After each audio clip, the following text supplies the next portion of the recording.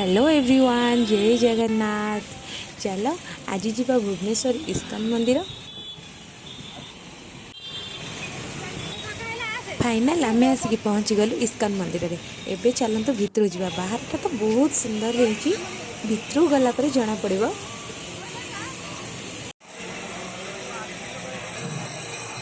भितरटा तो आहरी भी सुंदर लगुच। संध्या टाइम रे भी आसिक आम पहुँची जाइलु आरती टाइम रे।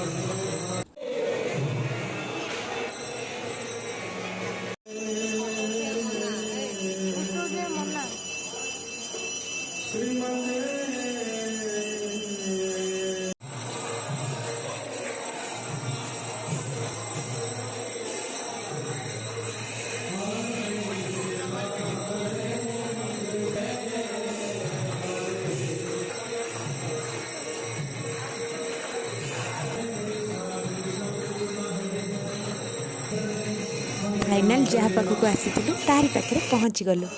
तो मो कान्हा को आनिक मुझे बहुत खुशी लगुच। तो मो कान्हा मो पाखक आसिले।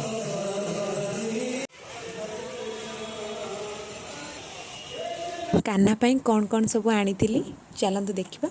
वीडियोटी भल लगी लाइक शेयर सब्सक्राइब करने को भूलिए। जय जगन्नाथ।